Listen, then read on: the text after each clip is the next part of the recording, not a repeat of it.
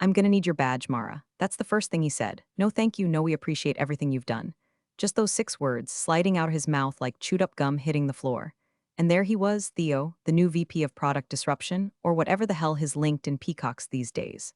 Fresh haircut, tight shirt, and that smug-ass smile like he just discovered PowerPoint. We were standing in the third-floor glass coffin they call the Innovation Den, which is code for no walls, no privacy, and not enough air circulation for a decent panic attack.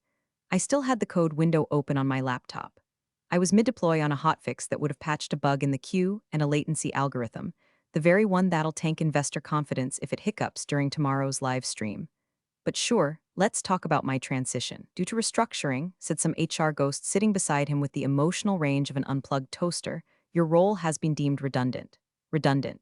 After 12 goddamn years architecting the AI backbone of this entire clown circus, I was now redundant. Like a fax machine, like a goddamn paperclip.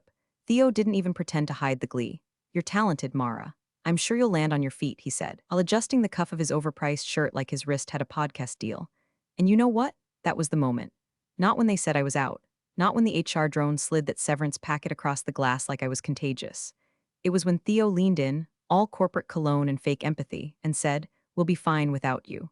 I handed him my badge with a smile so sharp it could have sliced his Bluetooth headset cord, and informed the investors why their live demo vanishes in 8 minutes, including the Q&A, and I walked out. No door slam, no middle finger. Just me and my echoing footsteps and one tiny blinking notification on my phone, admin session active, 47 minutes remaining. You ever watch someone try to solve a Rubik's Cube blindfolded while being chased by bees? That's what's about to hit Theo's world. And hey, if you're still listening, do me one favor, tap that subscribe button. Not just for me, though revenge stories do hit harder in surround sound, but because 97% of y'all are lurking like ghosts in a Slack channel. We see you, and this twisted ride, it's just getting started. Our team gets weirdly emotional about that little red button, so give it a poke, yeah? By the time I reached the elevator, my face had returned to neutral. The kind of calm that comes after a thunderstorm flattens your fence. The kind of peace you only feel when you know someone else is about to learn what happens when they unplug the wrong server. Now, let me explain something to you because Theo didn't ask, and that's his first mistake. That whole investor demo, the voice assistant, the perfectly synced auto slide deck, the queue and a bot that pings answers mid-live stream like some kind of digital oracle? Yeah, it's not running on the main cloud. I built that baby myself. Secured, firewalled, double authenticated with tokens so tight you'd need a retinal scan from my ghost to get in. Not because I didn't trust the company, but because I knew one day it'd come to this. You don't spend 12 years watching executives come and go like seasonal allergies without planning an exit protocol. And guess what? The session stays alive until I log out. After that, no access, no backups, no mirror instance in the main environment. Just a whole lot of broken links and spinning wheels. They thought I was just the architect. They forgot I was also the gatekeeper. I walked through the lobby and into the parking lot, breathing in that special kind of air that only shows up when your career's on fire and you're the one holding the gasoline. They gave me severance, but I kept the system. 8 minutes, Theo, tick. Goddam, talk, Tuesday, 10:14 p.m. Office lights humming like a dying fridge, everyone else gone home. My only companions? A stale granola bar, 3 cold coffee cups, and a code window glowing like divine retribution. This was supposed to be the moment. The grand finale. 12 years of wrangling neural nets, teaching them how not to call a client Greg when their name's Margaret, and now the system actually worked. AI voice assistant handled investor questions in real time, cross-referencing CRM entries, tailoring answers to past calls, even faking empathy just enough to pass the boardroom sniff test. I'd spent months syncing it to the live slide deck, ensuring the queue and a bot responded during the pitch, not after. Seamless, elegant, maybe even art. Then came the footsteps. Theo, smelling like fresh ego and mediocre wine, strolled in like he owned the place. He leaned against the edge of my desk, arms crossed, watching my monitor like he was trying to spot a typo with his jawline. "This is cute," he said, "but don't you think it's a little over-engineered?" I didn't look up, just saved my work. "Final build v9 clean for demo Marion Lianket's modular," I said, keeping it civil. "Failover routines, sync logic, encryption layers, standard stuff." He laughed. "No one cares how it works, Mara. They care that it looks shiny on the slide deck and doesn't fart during the live stream." I nearly offered to reprogram the bot to fart on cue, but I swallowed that one. I've had this conversation before, just never with someone so proud of understanding so little. "You're spending too much time inside the wires," he added. "Try thinking higher level. Big picture, buddy. Only picture I saw was you getting hoisted out of this building when this whole thing collapses under your brittle charisma." I minimized the terminal, took a screenshot of the final log, and uploaded the encrypted build to my mirror server. Not Oz, not Azure. Nothing tied to the company's infrastructure. Just a hardened VPS sitting in Iceland, paid for under my LLC, used exclusively for air-gapped builds. It started as a backup, a failsafe, and it became the real thing. Because if you want your system to work every time, you keep it out of the hands of people like Theo. The test suite completed, 98.7% accuracy. I smiled finally. It wasn't much, but it was mine. Across the office, Theo had started spinning in the ergonomic chair like a toddler in a lobby. Make sure your team has a rollback plan in case this craps out during the pitch, he said, spinning once more for emphasis. I am the team, I muttered, but he didn't hear it over the sound of his own twirling. I left at midnight, badge beep echoing through the empty hallway. The final version was locked, timestamped, and tagged with my private key. If you didn't know where to look, you wouldn't even know it existed. And honestly, that's how I liked it. Because here's the thing. The moment you get too comfortable with people like Theo running your show is the moment they decide you're expendable. And I'd seen too many good systems die under bad leadership to leave this one in their hands. He thought I was building a product. I was building a trap. Friday, 9:32 a.m. The office smelled like printer toner and doom. I was mid-sip on my burnt coffee when Theo's assistant, some intern with too much gel and not enough soul, popped into my office like a weasel in khakis. Theo wants to see you in 5B. Now. No pleasantries, no warning, just now. I knew, you work somewhere long enough, you learn to smell layoffs the way dogs smell storms. My chair still held my heat when I walked out. Theo was waiting in 5B like he'd just finished watching himself in a training montage. HR rep next to him, tapping her tablet like she had a brunch to get to. Mara, thank you for coming, she said. I know this is unexpected. They always say that like it's supposed to soften the blow. Theo didn't wait for the HR pleasantries to wrap. He cut in like a man who thought decisiveness meant interrupting people smarter than him. You've been an asset, Mara. But with the new structure, we're pivoting toward leaner teams, more agile workflows. I blinked. Once, that's all he was getting. The AI suite will continue, he added with that same goddamn smirk. We'll be fine without you. That's when something shifted. It wasn't rage. That would have been too loud, too obvious. No, it felt was colder. A glacier moving behind the ribs, measured. I stood, pulled the badge from my belt, and laid it gently on the table like it was a loaded weapon. Then I looked him dead in the eye and said it soft like a lullaby dipped in arsenic.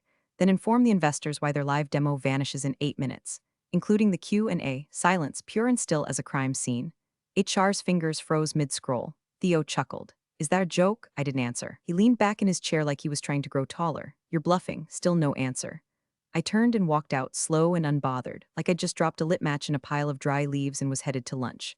In the hallway, I passed the product team, hunched over laptops, polishing that last-minute investor slide deck. They smiled at me. I smiled back. No one knew yet. No one but me. Outside, the sun hit my face like a dare. I pulled out my phone. No notifications. I opened the server console app. Session active. Time remaining, 7:53 back in the building, the clock started ticking. They'd built this whole thing on top of a system they didn't understand. They thought I was just a brick in the wall, but I was the foundation. And I just walked out with the blueprints in my back pocket. Theo could call IT. He could call legal. He could chant affirmations into a candle while standing on a Segway for all I care. But in 8 minutes, his little investor fantasy was going to fall apart like gluten-free cake in a rainstorm. And the best part? He wouldn't even know how it happened. Theo didn't panic right away. Because men like Theo never panic first, they delegate it. He probably tossed a casual ping IT over his shoulder like he was ordering a latte, then went back to adjusting his collar and practicing that visionary squint he saved for investor calls. Meanwhile, somewhere in the bowels of the office, a junior techie named Gabe was watching the terminal spit out red errors like a slot machine rigged by Satan. Environment not found. Sync failed. Queue in a module, offline. At 9:35 a.m., I slid into a cracked vinyl booth at the halftime bar across the street. It smelled like mop water and bad decisions, perfect for a Friday morning betrayal. I ordered a whiskey sour before my coat hit the seat. Pulled out my opened the console. Instant session expires in 6:24. The green glow of the countdown flickered like a heartbeat, steady and inevitable. Every tick meant one less breath for Theo's demo. I sipped my drink and watched the reflection of the TV in the bar mirror, some daytime show playing silently, two people arguing about paternity or patio furniture, I couldn't tell. But all I saw was Theo's dumb, shiny face when the lights start blinking and the investors realize their cue and a bot has ghosted them harder than their kids on Father's Day. Back in the office, someone would have tried pinging the server manually. Then the VPN, then the internal Git. And slowly, like a cold front rolling in, it'd start to dawn on them. Nothing's there, no backup, no dev environment, just a bunch of shortcut folders linking to dead air. See what they didn't know. What I made damn sure was invisible unless you already knew, was that the entire live investor demo was running from a sandboxed mirror. No domain name, no shared credential vault, not even in the cloud they assumed. Just a server that lived outside their reach, built with the same obsessive paranoia I reserve for gas station sushi. Why? Because I learned early. People will smile in your face while they copy-paste your legacy into their pitch decks. So you build quiet traps, not out of malice, but out of muscle memory. I checked my phone again. 6:08 not long now. A second drink slid across the table, on the house. Apparently the bartender liked my stare down with the clock. Meanwhile, somewhere across the street, Theo, try rebooting the environment. IT, we can't find the environment, sir. Theo, it's gotta be on the main repo. IT, there's nothing tagged for Friday's build. No deployment logs, no endpoint paths, nothing. Theo, check the backups. CTO, we don't even have access to the credentials. Everything's been running off a single admin session. Theo, whose session? And then the pause. The kind of pause where you realize the chair you're sitting in is actually an ejector seat. They'd built the whole demo around a ghost, and that ghost was now sipping whiskey across the street, watching the world try to remember how I made it all look easy. 5:44. I'd give it another 2 drinks before someone starts yelling. 9:44 a.m. I stirred the cherry in my drink like I was disarming a bomb. Back in the office, they were officially in scramble mode. My phone vibrated once, twice, then again like it was being interrogated. Notifications stacked like dominoes. Where's the queue in a module? Did you deploy the backup? Hey, just checking, did you move the staging repo? Each one more desperate than the last. I ignored them. Meanwhile, the queue in a bot, the crown jewel of this overpriced circus, was flatlining. Engineers ran simulation queries, and instead of polished investor responses like, our Q3 uptick was driven by targeted engagement, they were getting nonsense like, null object not instance of reply handler. Or worse, canned default lines like that's a great question. With no actual follow-up, just dead air. You know what investors really hate? Empty optimism. The CTO, a guy I didn't hate until he decided collaborative leadership meant copying my architecture into Theo's slide deck, was now holding emergency triage in the war room. I could picture it, 5 engineers around the monitor, whispering like someone just died. Truth is, the system hadn't failed, it was simply obeying. My last session, my credentials, were the gatekeepers. Once the clock ticked down, the system entered sandbox lockdown, like a dog trained to bark only when I said go. They thought they could feed it leftovers and call it steak. But now, all they had was a mute AI and a spreadsheet full of blank cells. Then my phone buzzed with a name I hadn't seen in over a year, Colin. He was a junior dev back in the early build days, smart guy, used to bring lemon donuts to deployments like it was a tradition. He'd spent enough late nights arguing over YAML files that he knew my habits better than most. His message read, hey, did you encrypt the node keys? They can't find the queue in AI. Theo's about to lose it. I grinned, subtle, respectful, like tapping on a locked door just to hear it echo. I didn't reply, because yes, I had encrypted the node keys. And no, they wouldn't find them. Not unless they figured out the naming convention I buried 3 folders deep inside a dummy repo disguised as a legacy Jira import. And even then, good luck figuring out which salted hash unlocks the brain of an AI I trained to recognize my voice print during the build phase. Theo, meanwhile, refused to cancel. Canceling would mean admitting defeat. No, he doubled down. We'll keep the demo light, he probably barked. Focus on the slides. Mention the AI suite in Q&A. It's just software, we'll fix it live. It's just software. That's like calling a nuclear reactor a glorified tea kettle. My drink was almost empty. I flagged the bartender for another and glanced at my console again. Session expires in 3:11, 3 minutes until the locks bolt shut. And still, no one had figured out that what they were looking for wasn't missing. It had left the building with me. 10 o'clock a.m. sharp. It went live. 30 investors on the Zoom call, all waiting for miracles in deck form. Cameras on, smiles fake, tie knots suffocating. Most of them had one tab open for the demo and another for the live stock tracker, just in case this revolutionary AI showcase actually moved the needle. Theo opened with his usual frosted arrogance. Thank you all for joining. Today, we're thrilled to present our proprietary AI demo suite, seamless, intelligent, and fully automated. He said it like he'd coded it himself, probably while sipping turmeric lattes and shouting at interns. I watched from my booth at the halftime bar, third drink in, boots up on the empty seat across from me like I was settling in for a rerun of a show I already knew the ending to. My phone screen was dim but still glowing. Session expires in 0:47 showtime. They kicked off the demo. Slide 1, fine. Voice assistant chirped its opening lines. Welcome, and thank you for your interest in our then nothing. Dead mid-sentence, like the AI had forgotten how to English. One of the investors raised an eyebrow. Another reached for their pen like they were about to start a death tally. Then the slides, out of sync. Slide 2 flipped before the sentence ended. Slide 3 froze halfway through a transition. By minute 4, they were manually clicking through the deck. You could feel the panic start to creep through the room like a gas leak. Theo tried to smooth it over. Little hiccup here, folks. Our engineers are just making minor adjustments on the backend. Cut to backend. Engineers screaming into Slack threads. CTO pacing like a man waiting on biopsy results. One brave soul rebooted the queue and a module. Nothing. Another tried accessing the session logs. Access denied. credentials invalid. 10:07:41 the video froze. Mid-sentence, mid-pitch, mid-lie. Theo's face, mouth open in a still frame that looked like someone had just shown him his own bank balance post-lawsuit. The Q&A interface, which had been sitting smug and silent in the demo sidebar, blinked once. Then disappeared. No fail message, no graceful exit, just gone. My console flashed once.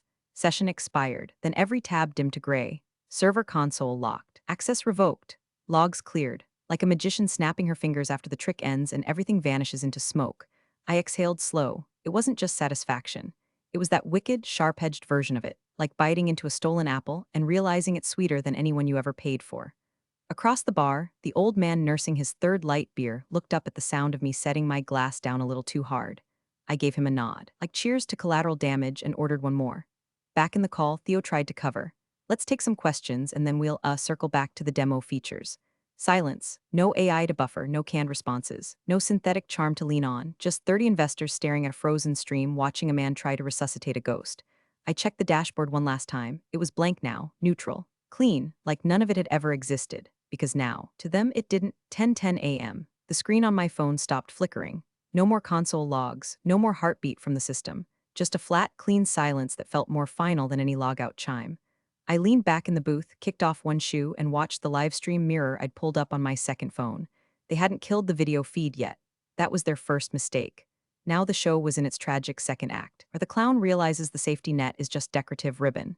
Theo was still live, mouth moving, words flailing. Confidence bleeding out of him like air from a sad balloon. Completely unexpected, folks were just running a secondary sync. His tie was crooked, his collar sweat dark, his pupils scanning like he was reading cue cards that didn't exist.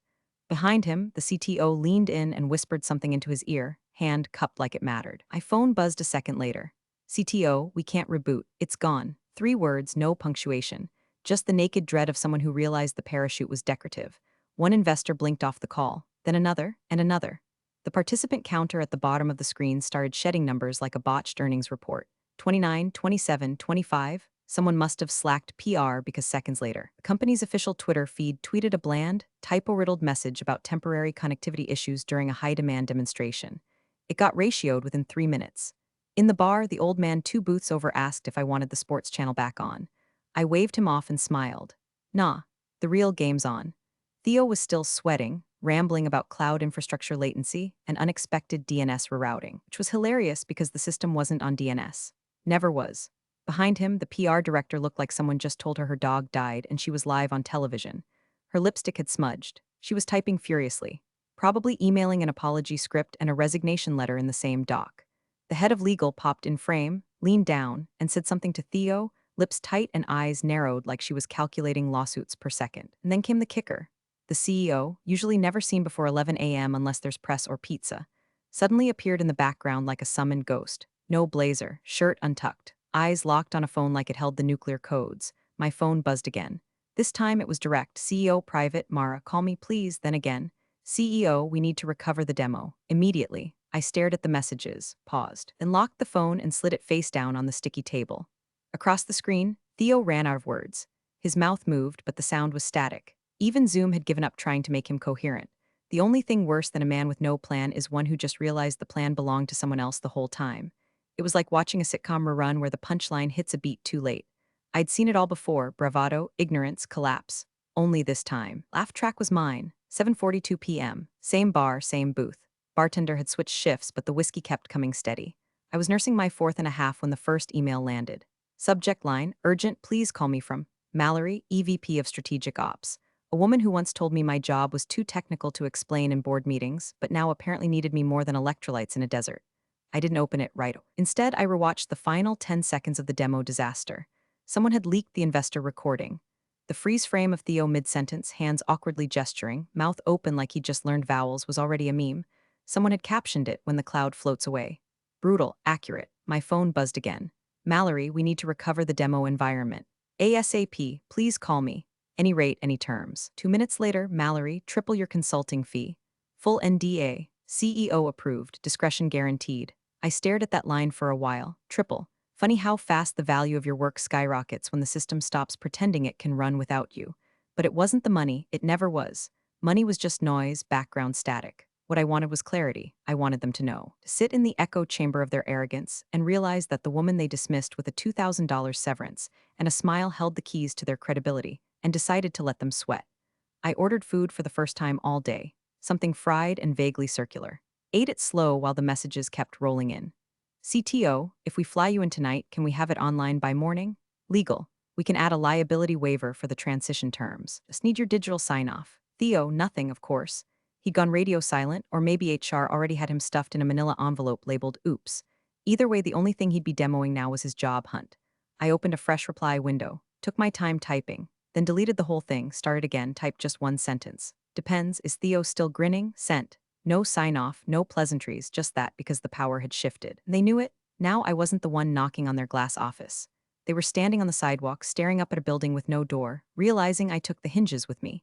Monday, 11:59 a.m. A fresh link hit investor inboxes like a digital olive branch. Demo 2.0 with consultant. They dressed it up as a new iteration with strategic partnership support, but everyone knew what it really was. A reboot wrapped in a white flag. 12 o'clock p.m. sharp, the live stream blinked to life. And there I was. Hair down, blazer on, calm as a monk at a demolition derby. No nervous shuffle, no corporate filler. Just me, the system I built, and 30 muted investors staring through their webcams like they'd seen a ghost rise from the server graveyard. Good afternoon, I said. Let's begin. The AI voice assistant kicked in, fluent, confident, buttery smooth. Each response matched every cue. Every slide snapped in perfect rhythm.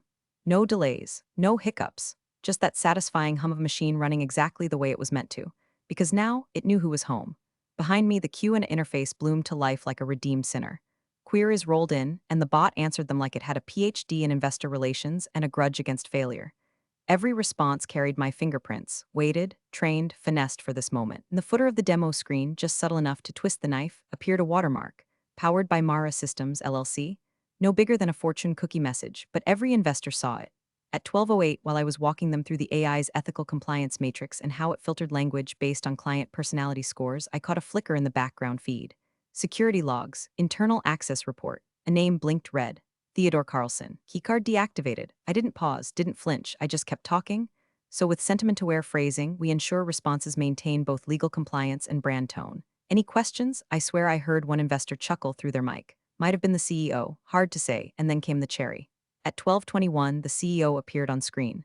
Smile tight, voice forced into grateful leader mode. We're proud to announce that Mara, founder of Mara Systems, will be advising us directly for the next 18 months as part of a long-term strategic engagement. He didn't look left, didn't look right, because Theo wasn't there. And we thank Theo Carlson for his service, the CEO added, like a priest reading the names of the fallen. He'll be pursuing new opportunities outside the organization. I tilted my head, smiled, and delivered the final line of the demo with the same serenity I had when I walked out Friday morning. Now that's fine without me. This one hit different, because it wasn't just revenge, it was precision. The kind of silent power move that only works when you know your worth and wait for the right moment. Never underestimate the person keeping your systems running quietly in the background. They're usually the one holding the detonator. Appreciate you sticking around, you legends of the break room. Subscribe for more chaos. Let's make your old managers spill their coffee in fear.